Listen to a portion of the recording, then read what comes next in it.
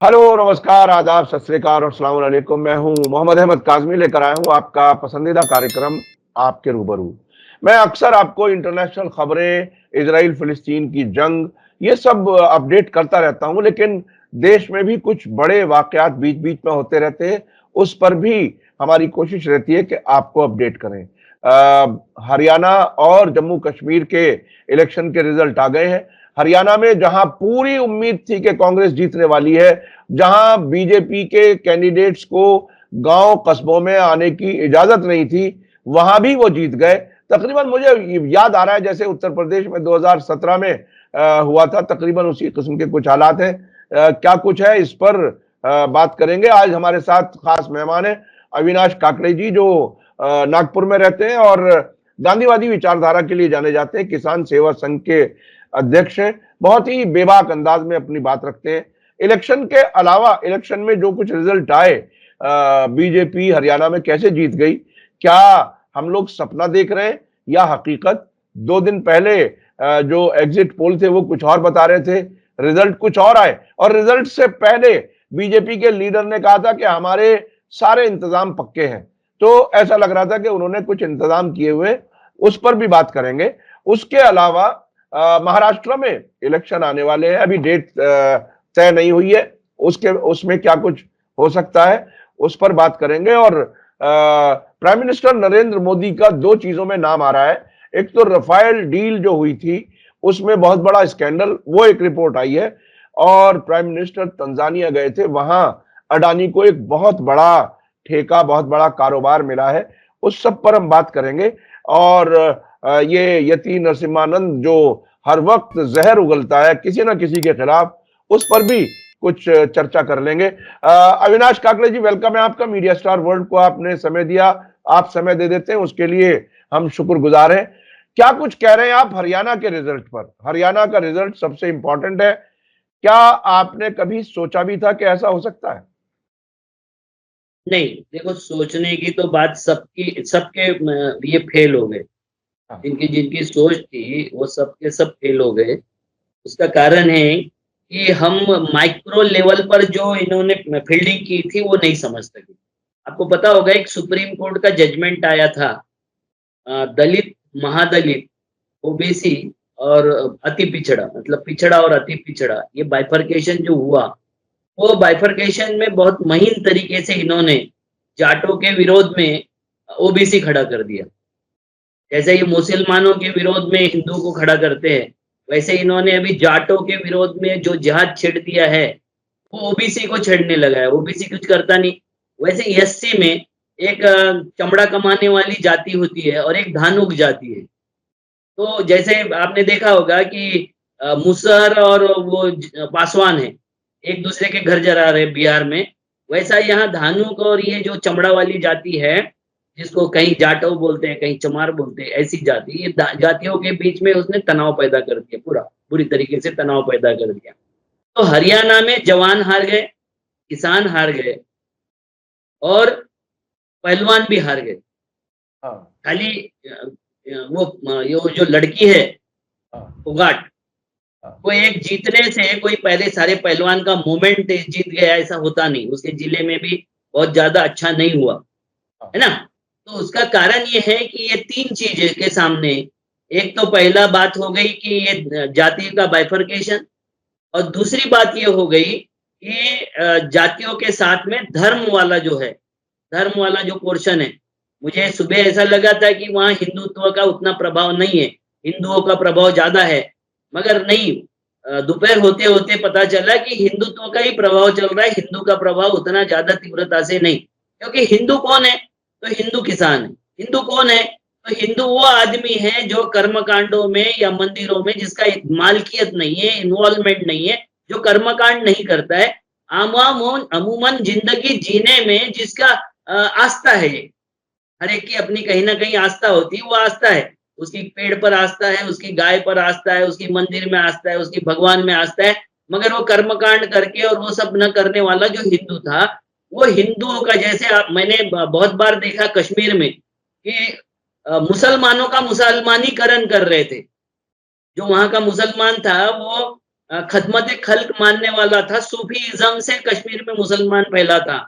तो हमारे यहाँ हिंदू जो फैला है, हिंदू जो तैयार हुई है, वो सर्वसमावेशक विचारधारा थी। वो सर्वसमावेशक विचारधारा को एक बात के लिए कट्टर तो लाना है, मतलब किसी ना किसी को काल्पनिक शत्रु खड़ा करके लाना है। तो कभी मुसलमान खड़ा करते हैं, कभी बड़े जमींदारों की जातियां जो होती है, जो किसान जातियां होती है, जैसे कहीं पर जाट है, कहीं पर यादव है, कहीं पर मराठा है, कहीं पर और रेड्डी है, कप्पू है, कम्मा है। तो ये अलग अलग जातियों के विरोध में छोटी जातियों को लामबंद करते और उसमें वो काम करते, क्योंकि वो 5 साल काम करते। बात को समझने की जरूरत है कि वो 5 साल काम करते। नफरत फैलाने वाला 5 साल अगर नफरत फैलाता है तो घर का बेटा भी बाप की नहीं सुनता। बात समझ लो। जी जैसे जी वो अणु रेणु परमाणु होती है, उसमें से एक आधा अगर एटम आपने चार्ज कर दिया, तो चार्ज करके छोड़ भी अगर दिया तो वो कहीं ना कहीं तो टकराता ही है ना जाके। तो बिल्कुल। ये इस देश के जो यूथ है, माने 20 साल से लेके 15 साल से लेके तो 25 साल तक, उनको चार्ज करके छोड़ दिया है। तो आपने देखा होगा कि आनंद डिस्ट्रिक्ट है गुजरात में, वहां एक 27 साल के सोलंकी नाम के लड़के ने एक दलित लड़के को, 21 साल के दलित लड़के को इसलिए मार दिया, कत्ल कर दिया कि वो झांक के पर्दे के छेद से वो गरबा देख रहा था। हाँ इसमें कोई धार्मिक एंगल नहीं है, इसमें वो बाहर से देख रहे हैं ना, इसको बहादुरी दिखाना है, मैं मेरे धर्म का रक्षक हो गया हूँ। तो ये चार्ज परमाणु जो है, ये किसी के ऊपर भी अटैक कर सकते हैं, ऐसे परमाणु चार्ज करने का ये लोग काम कर रहे हैं। और उसका परिणाम ये है, देखो बहुत ही माइक्रो लेवल का उन्होंने करने के बाद बीजेपी को 48 सीट मिली हरियाणा में, 39.94% वोट मिले, और इंडियन नेशनल कांग्रेस को 37 सीट मिले। वोट उनको परसेंटेज ऑफ वोट है 39.9%। मतलब बहुत ज्यादा पॉइंट का फर्क है, पॉइंट एक भी नहीं, हाँ 0.990 का इतना ही फर्क है इसमें, 90 से भी कम, 0.4 वगैरह इतना फर्क है। तो इतने फर्क में सीटें मगर 48 और 37 हो गई। INLD को 2 ही सीटें मिली, उसको वोट मिले 4.14%। मतलब वो पिछले वक्त तो उसको 14 से 15% वोट मिले थे, इस वक्त 4% वोट मिले। वो सारे के सारे वोट कांग्रेस की तरफ शिफ्ट हो गए। जम्मू कश्मीर में भी उस तरीके से। दूसरी बात एक महत्वपूर्ण मैं बताता हूँ कि यहाँ डायरेक्ट फाइट थी, बीजेपी वर्सेस कांग्रेस। तो कांग्रेस में मुख्यमंत्री बहुत है, कांग्रेस में नेता बहुत है, कांग्रेस में मंत्री बहुत है, मगर कांग्रेस में जीत के लिए जो कार्यकर्ता चाहिए वो नहीं है, संगठन नहीं है, बूथ वर्कर नहीं है, जो पूरा काम कर सकते हैं, पूरा समय लग के कि मेरी पार्टी है, ये कोई नहीं है। क्योंकि कांग्रेस का एक बड़ा नेता मुझे समझा रहा था कि कांग्रेस ये नेताओं की पार्टी है, कैडर की पार्टी नहीं है।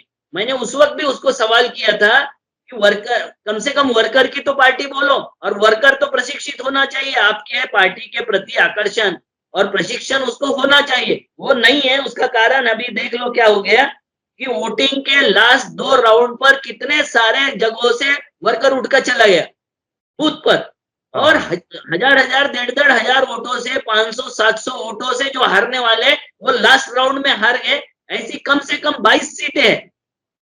जी अब जी बात समझ लो हाँ कि ये कांग्रेस की कितनी नालायकी है कि ये इन्होंने, इनके पास किसान संगठन समाप्त है, एक मरे थे आदमी को लाके उन्होंने दे दिया वहां से, पंजाब से, क्योंकि किसी और को देना नहीं था, वो किसी नेता के कब्जे में उनको चाहिए था। इनके पास में लेबर संगठन समाप्त है, इनके पास में यूथ संगठन समाप्त है, इनके पास में छात्र संगठन समाप्त है, इनके पास में कोई संगठन नहीं है। महिलाओं का भी संगठन उस तरीके से नहीं चलता है जिस तरीके से पहले चलता था।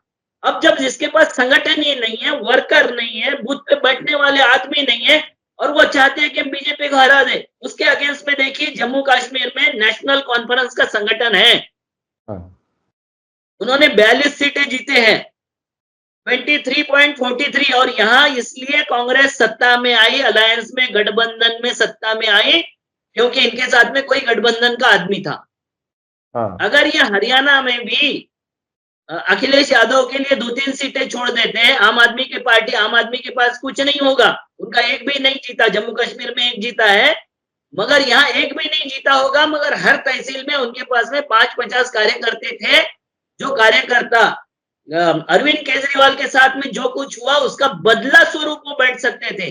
मगर वहां के नेताओं को मात्र मेरा बेटा, मैं मुख्यमंत्री, मेरा बेटा मंत्री हमारे ही हाथ में रहेगा, इस चक्कर में ये जाट लोगों ने वहां पर जो पोलराइज कर लिया था, उसका रिएक्शन ये सब हुआ। और फिर शैलजा भी, अशोक तंवर भी, इनका कोई उपयोग नहीं हुआ, किसी तरीके का उपयोग नहीं हुआ। इनके लास्ट मोमेंट में भी अशोक तंवर लास्ट मीटिंग में इनके साथ में शामिल हुआ, उसका उपयोग नहीं हुआ।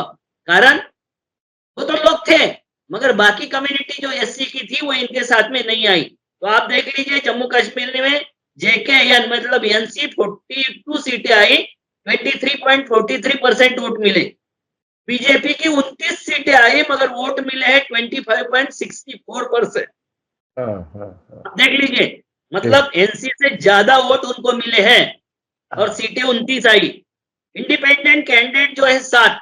आपको पता है कि बाकी के सारे जो लड़ रहे थे वो सारे के सारे बीजेपी प्रायोजित थे। इंजीनियर रशीद को बेल देना और बाकी गनी को क्या करना, सज्जाद लोन के साथ क्या करना, किस तरीके से वो काम करना, वो सब किया। इंडियन नेशनल कांग्रेस के मात्र 6 जीते हैं, उनको 11.97% वोट मिले हैं। और पीडीपी की तो हालत यह है कि 3 सीटें जीती है, 8.87% वोट मिले हैं। अगर एनसी इनके साथ नहीं होती, कांग्रेस के साथ नहीं होती, तो यहाँ भी बाजा बज जाता, पूरा बाजा बज जाता। बल्कि ये कहा जाए कि एनसी अगर कांग्रेस को अपने साथ ना लेती तो ये कहीं भी ना रहते, कहीं भी नहीं रहते। हाँ, कहीं भी नहीं रहते। ये बड़ी महाराष्ट्र में, अभी महाराष्ट्र में देखो, महाराष्ट्र में उद्धव ठाकरे जी के प्रति सहानुभूति थी, इसलिए उद्धव ठाकरे जी के प्रति सहानुभूति में एंटी बीजेपी माहौल बना और वो जीते। मगर अभी कांग्रेस के बड़े बड़े नेता स्टेटमेंट दे रहे कि उद्धव ठाकरे ने अपनी औकात समझनी चाहिए। क्या औकात समझनी चाहिए? कि उसको ज्यादा सीटें नहीं मांगनी चाहिए। हमारी इतनी सारी सीटें रही, हमारा रिजल्ट इतने परसेंट रहा, एनसीपी का रिजल्ट इतने परसेंट रहा, उसका रिजल्ट नहीं रहा, इसलिए उसको ज्यादा सीटें नहीं मांगनी चाहिए।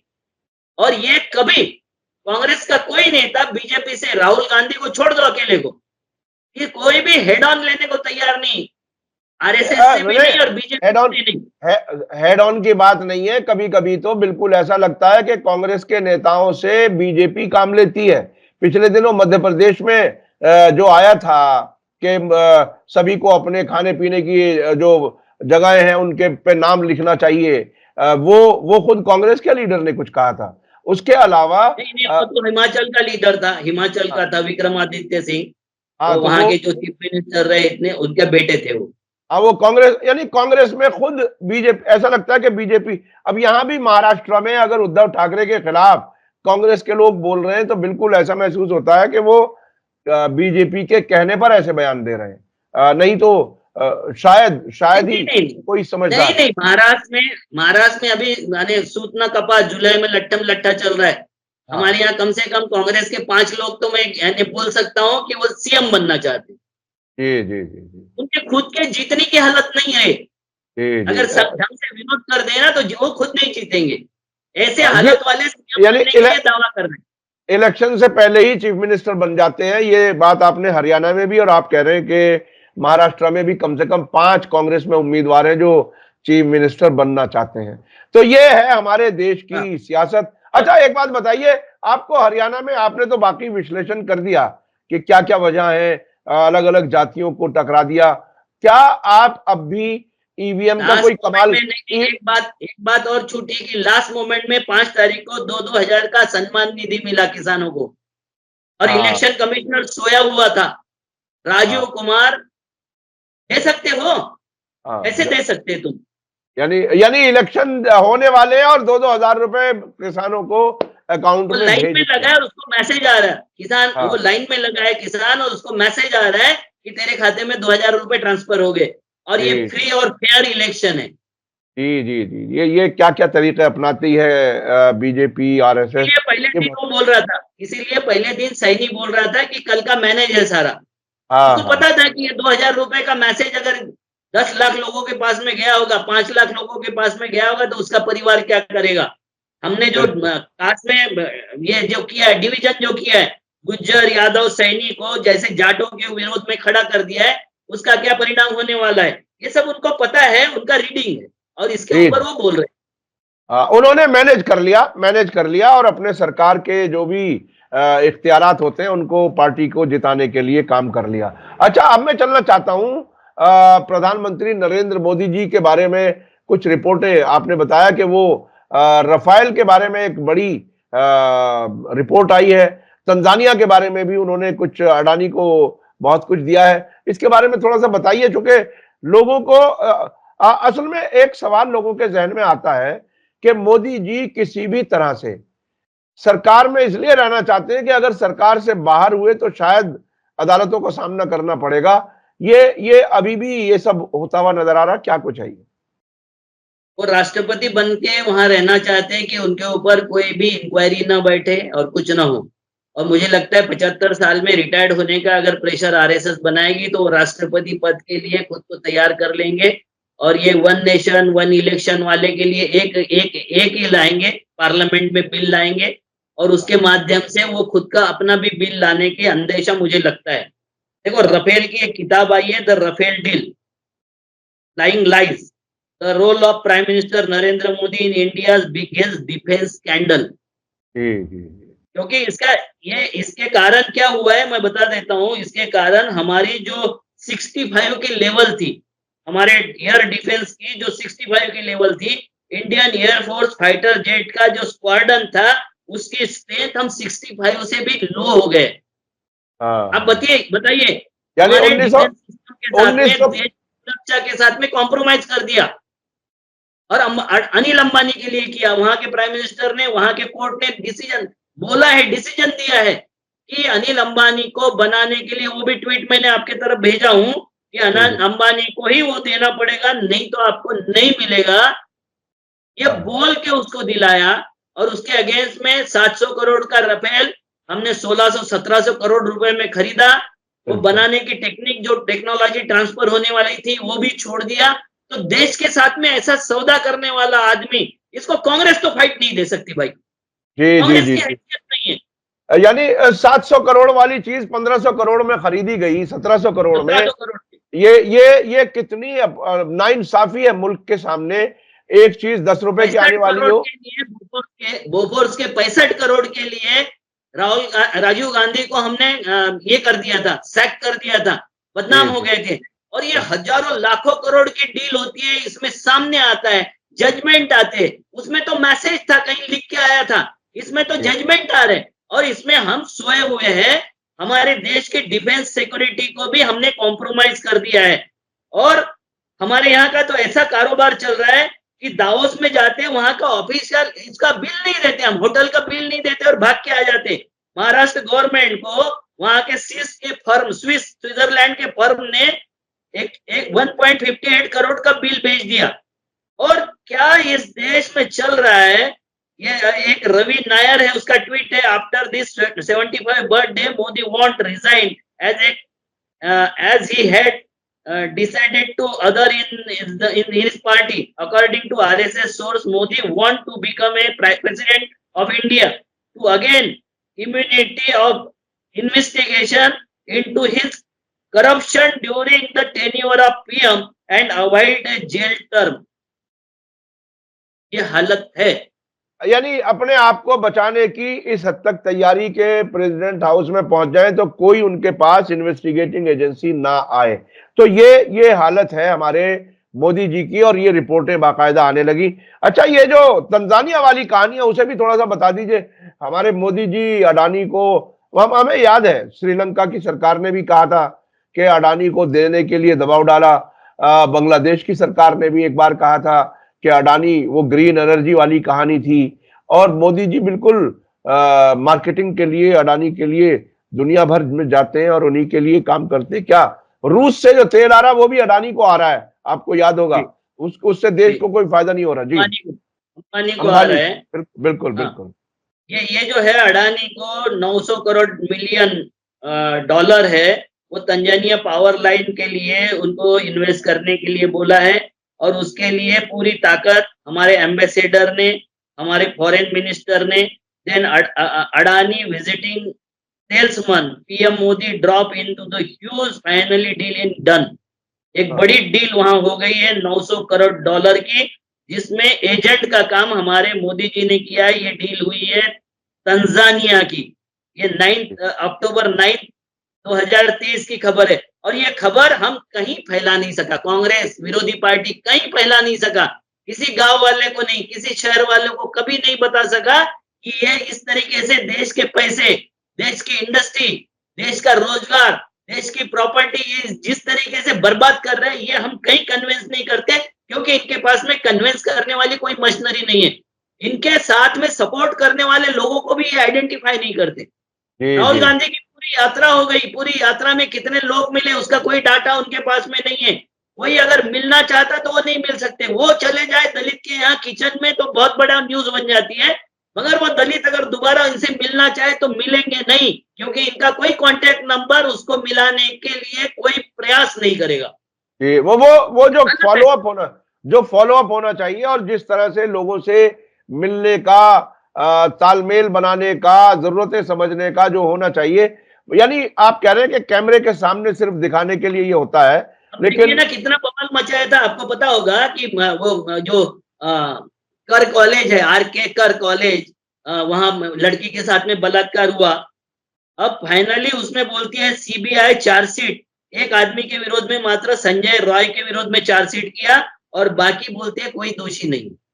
हाँ, हाँ, और ऐसा बता रहे थे कि जैसा ममता बनर्जी की पूरी सरकार बलात्कारी है, उस कॉलेज के सारे लोग बलात्कारी है, वहां की पुलिस बलात्कारी है, सबके सब बलात्कारी। 24 घंटे के अंदर उसको अरेस्ट कर लिया था इन्होंने, वहां की जी सरकार ने अरेस्ट कर लिया था। वही हमारे बदलापुर में हुआ, तो वहां आज तक वो संस्था चालक बाहर घूम रहे, क्योंकि जी वह इस विशिष्ट जाति के हैं, जो जाति के आरएसएस को लोग अपने बाप लगते हैं। जी जी, ये बहुत ही अफसोसनाक सूरत हाल है। और ये देखिए, हमने अगर सरकार, ऐसा बोला कि वो ब्राह्मण थे तो हमको बोलते तुम जातिवादी हो। जी जी तुम जी साला कितने भी घृणित कृत्य में, कितने भी फ्रॉड में तुम्हारे लोगों को बचाओगे, और हमने उसका नाम लिया, हमने उसको बोला कि ये जाति का, इस जाति का, इसलिए इसको फंसाया, तो हम जातिवादी हो गए। जी जी, बिल्कुल ऐसा ही हुआ। जैसे जैसे अभी हम बात करेंगे उसके, यति नरसिम्हानंद जो गाजियाबाद के करीब डासना में हर 2-3 महीने में कोई ना कोई भड़काने वाली बातें करता है। ये हर उसने, इलेक्शन में डेरा सच्चा सौदा के चीफ को, ये कोई हरियाणा पोल जितने हैं, पार्लियामेंट पोल हो, राजस्थान के पोल हो, हरियाणा की पंचायत पोल हो, हर एक इसमें इसको बाहर भेज के बाकी पार्टियों को ज्ञान देते हैं कि राजनीति नहीं करना चाहिए, बलात्कार की राजनीति नहीं करना है, बेल की राजनीति नहीं करना है, अपहरण की राजनीति नहीं करना है, भ्रष्टाचार की राजनीति नहीं करना है, भगवान की राजनीति नहीं करना। ये सारा का सारा ठेका बीजेपी का है, पर दूसरी पार्टी ना। राजनीतिक पार्टी और क्या करे, क्या घर में बैठ जाए? मतलब राजनीति नहीं करना, ये बड़ी अजीब बात है। आप हर चीज की राजनीति करते रहो, और कोई अगर अपोजिशन पार्टी कोई बात उठाए तो इस पर राजनीति ना करो, ये बहुत ही अजीब सी सूरत हाल है। अच्छा, रणदीप सरदेसाई ने एक ट्वीट किया है, Dera Sacha Sauda ask its follower to vote for BJP. जी जी जी, उसको इसलिए छोड़ा जाता है कि वो बीजेपी को वोट दे दे, बीजेपी और को उसका वोट दिलाने। हरियाणा में और राजस्थान में। जी जी जी जी जी। अच्छा, ये गाजियाबाद डासना में जो कुछ हो रहा है और जो कुछ रिएक्शन भी हो रहा है, आप इसको कैसे देख रहे हैं? ये बड़ी मुसलमानों को जज्बात भड़काने का काम, और उसके साथ साथ पुलिस ने कह दिया कि साहब हमने ना हिरासत में लिया है, ना उसे कहीं उसके खिलाफ कोई कार्रवाई अभी की है, हमारे हिरासत में नहीं है, ना वो गिरफ्तार है। तो पुलिस वाले बिल्कुल, शायद ऐसा लग रहा है कि आरएसएस के दबाव में कहते हैं हम पकड़ेंगे भी नहीं। तो आप उसके कैसे देख रहे हैं? नहीं, उसको अरेस्ट किया था, उसको बेल कर दिया, तुरंत बेल आउट कर दिया। वो हमारे जो पकड़े जाते हैं बाकी आरएसएस के विरोध में जो बोलते हैं, उनकी 3-3 साल बेल नहीं होती, अभी भी कई पड़े हुए हैं, खालिद पड़ा हुआ है, बाकी के और पड़े हुए हैं, कई हिंदू भी पड़े हुए, कोई खाली मुसलमान ही पड़े हुए ऐसा नहीं, कई हिंदू भी पड़े हुए। आपने हमारे महाराष्ट्र में देखा होगा, उनको नक्सलवादी डिक्लेयर करके मर गए, साले जेल में मर गए, अभी पड़े हुए हैं, बेल नहीं देते। कई कश्मीर से लेके कन्याकुमारी तक इनका विरोध किया, वो जेल में पड़े हुए। वो जो यति नरसिम्हानंद है, अब उसको कोई डासना मंदिर का महंत बोलता है, डासना देवी मंदिर, ये ऐसे महंत अगर है तो ये धर्म डूब जाए। मैं तो सीधा सीधा बोलूँ, ऐसे लोगों का, ये बलात्कारियों का, जो राजनीतिक औरत के बारे में बोलता है कि वो किसी ना किसी की रखेल होती है, ये उनके मुखारविंद से आने वाले आशीर्वचन है। हाँ, हाँ, मतलब राजनीति में देखो महिलाओं के बारे में क्या किस तरीके से ये सम्मान करते हैं, किस तरीके से सम्मानजनक बातें करते हैं। वो विनीता फोगाट के बारे में उसने क्या बोला, आज जीतने के बाद भी क्या बोला, वो जब खड़ी हुई उसके बाद क्या बोला, उसके पहले क्या बोला। ये मोदी जी उसने उसने उसमें इलेक्शन के इसमें बोला कि मोदी जी ने विनेश फोगाट को फोन किया था, मगर शर्त रखी थी कि मैं यहाँ कॉल रिकॉर्ड करूंगा, इसकी शूटिंग भी होगी और देश में प्रचार प्रसारित भी होगा। उसने जब मना किया तो मोदी ने बात नहीं किया। जो माँ से बात करने मिलने जाता है वो भी कैमरे लेके जाता है, 5-5 10-10 कैमरे लेके जाता है। मतलब हर चीज का इनके पास में धंधा है। उसने बोला कि नहीं ये नहीं होगा, मैं नहीं करने दूंगी रिकॉर्डिंग, मेरी भावनाओं का व्यापार मैं आपको नहीं करने दूंगी। तो उसके ऊपर जितना बोल सकते थे उतना बोला। उसको जब पूछा पत्रकार ने कि तुमको मोदी जी का फोन आया था क्या, तो बोले आया था, मैंने मना किया क्योंकि उन्होंने ये शर्तें रखी थी कि विनेश के साथ में कोई नहीं रहेगा दूसरा, पीएम के 2 आदमी उस वक्त रिकॉर्डिंग करेंगे और उन्हें पता था कि ये लड़की ब्रजभूषण सिंह और जंतर मंतर के बारे में जरूर सवाल पूछेगी, इसलिए ये कड़ी शर्त उसके ऊपर डाल के आपने देखा। और उसको कैसे समझ में आया, पीटी उषा गई, पहले भी नहीं गई बाद में भी नहीं गई, वो सोई हुई थी तो फोटो खिंचाने गई। पीटी उषा को अरे यार हम सम्मान करते भाई, उड़ान परी करके हमने सर बैठाया था तुमको, जी, तुम जी, भी जी। पुनीत राजनीति में बीजेपी के साथ में शामिल हो गई। तो अब तो भ्रम टूट गया होगा ना, तो खिलाड़ी कोई अगर चेयरमैन बना दे तो वो सम्मान करता है खिलाड़ियों का। जी, उसने जी। खाली फोटो खिंचाने के लिए गए और फोटो प्रसारित कर दिया। और ये नत्यानंद यति नरसिम्हानंद जो है डासना का महंत, इसने मोहम्मद साहब के बारे में कुछ बोल दिया, जी, जी।